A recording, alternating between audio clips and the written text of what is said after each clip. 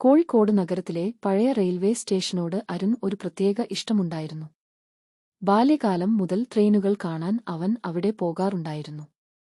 അവൻ തോന്നുമായിരുന്നു, ഓരോ ട്രെയിനിനും ഒരു കഥയുണ്ടെന്ന്, ഓരോ യാത്രക്കാരനും ഒരു സ്വപ്നമുണ്ടെന്ന്. പക്ഷേ ഒരിക്കലും അവൻ കരുതിയിരുന്നില്ല തന്റെ ജീവിതത്തിലെ ഏറ്റവും വലിയ പ്രണയകഥ ആ സ്റ്റേഷനിൽ തന്നെയാണ് ആരംഭിക്കുകയെന്ന്. അന്ന് ഒരു മഴയുള്ള വൈകുന്നേരമായിരുന്നു. പ്ലാറ്റ്ഫോമിൽ തിരക്ക് കുറവായിരുന്നു. അരുൺ ഒരു ബെഞ്ചിൽ ഇരുന്ന് പുസ്തകം വായിക്കുകയായിരുന്നു. അപ്പോഴാണ് അവന്റെ ശ്രദ്ധ ഒരു പെൺകുട്ടിയിലേക്ക് പോയത്. ചുവന്ന ചുരിദാർ, കയ്യിൽ ഒരു ചെറിയ ബാഗ്, മുഖത്ത് വിഷമം. അവൾ ആരെയോ കാത്തിരിക്കുന്നതുപോലെ തോന്നി. മണിക്കൂറുകൾ കഴിഞ്ഞു. പക്ഷേ ആരും വന്നില്ല. അവസാനം മഴ ശക്തമായി. പെൺകുട്ടി കരയുന്നതുപോലെ തോന്നി. അരുൺ പതുക്കെ അവളുടെ അടുത്തേക്ക് നടന്നു. എന്തെങ്കിലും പ്രശ്നമുണ്ടോ? അവൻ ചോദിച്ചു. അവൾ കണ്ണുകൾ തുടച്ചു. ഇല്ല. പക്ഷേ അവളുടെ ശബ്ദം മറ്റൊന്നാണ് പറഞ്ഞത്. കുറച്ചു നേരം കഴിഞ്ഞപ്പോൾ അവൾ സത്യം പറഞ്ഞു. അവളുടെ പേര് ശ്രേയ.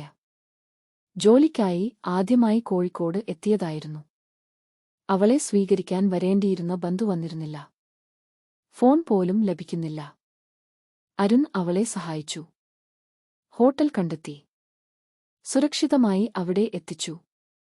വിട പറയുമ്പോൾ ശ്രേയ പറഞ്ഞു, ഇന്ന് നിങ്ങളില്ലായിരുന്നെങ്കിൽ എന്തു ചെയ്യുമായിരുന്നു എന്ന് എനിക്കറിയില്ല. അരുൺ ചിരിച്ചു. അടുത്ത തവണ റെയിൽവേ സ്റ്റേഷനിൽ കരയരുത്. ശ്രേയ ആദ്യമായി ചിരിച്ചു. ആ പുഞ്ചിരി അരുണിന്റെ മനസ്സിൽ പതിഞ്ഞു. അടുത്ത ആഴ്ചകളിൽ അവർ സുഹൃത്തുക്കളായി. ചായക്കടകളിൽ കൂടിക്കാഴ്ച, വൈകുന്നേരത്തെ നടത്തം, നീണ്ട ഫോൺ സംഭാഷണങ്ങൾ. ക്രമേണ അവർ പരസ്പരത്തിന്റെ ജീവിതത്തിന്റെ ഭാഗമായി. ശ്രേയയ്ക്ക് ഒരു സ്വപ്നമുണ്ടായിരുന്നു. സ്വന്തമായി ഒരു ഡിസൈൻ സ്റ്റുഡിയോ തുടങ്ങുക. അരുൺ ആ സ്വപ്നത്തെ പ്രോത്സാഹിപ്പിച്ചു. പരാജയപ്പെടുമ്പോൾ ധൈര്യം നൽകി. വിജയിക്കുമ്പോൾ ഏറ്റവും കൂടുതൽ സന്തോഷിച്ചു. ഒരു ദിവസം കടൽത്തീരത്ത് ഇരിക്കുമ്പോൾ ശ്രേയ ചോദിച്ചു, ഞാൻ ഒരു ദിവസം ഇവിടെ നിന്നു പോയാൽ? അരുൺ ചിരിച്ചു. ഞാൻ കാത്തിരിക്കും. എത്ര കാലം? നിന്നെ കാണുന്നത് വരെ. ശ്രേയ ഒന്നും പറഞ്ഞില്ല. പക്ഷേ അവളുടെ കണ്ണുകളിൽ പ്രണയം നിറഞ്ഞിരുന്നു. അങ്ങനെ 2 വർഷങ്ങൾ കടന്നുപോയി. അവർ പരസ്പരം സ്നേഹിച്ചിരുന്നു. പക്ഷേ തുറന്നു പറഞ്ഞിരുന്നില്ല. ഒരു ദിവസം ശ്രേയയ്ക്ക് ബംഗളൂരുവിൽ നിന്ന് വലിയൊരു അവസരം ലഭിച്ചു. അവളുടെ സ്വപ്നം യാഥാർത്ഥ്യമാകുന്ന നിമിഷം. പക്ഷേ മഴ പെയ്യുന്നുണ്ടായിരുന്നു. ഞാൻ തിരിച്ചുവരും, ശ്രേയ പറഞ്ഞു. ഞാൻ ഇവിടെ തന്നെ ഉണ്ടാകും. അരുൺ മറുപടി നൽകി. ട്രെയിൻ മുന്നോട്ട് നീങ്ങി. അവൾ കൈവീശി. അവൻ നോക്കി നിന്നു. അവൾ കാഴ്ചയിൽ നിന്ന് മറയുന്നതുവരെ. ആദ്യ മാസങ്ങളിൽ എല്ലാം നന്നായിരുന്നു. വിളികൾ, സന്ദേശങ്ങൾ, വീഡിയോ കോളുകൾ.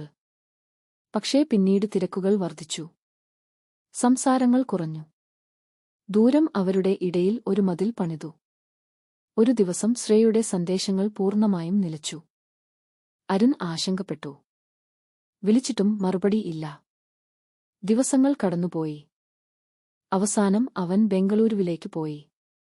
അവിടെ എത്തിയപ്പോൾ അവനെ കാത്തിരുന്നത് ഞെട്ടിക്കുന്ന വാർത്തയായിരുന്നു. ശ്രേയ ഒരു അപകടത്തിൽപ്പെട്ടിരുന്നു. ആശുപത്രിയിലായിരുന്നു.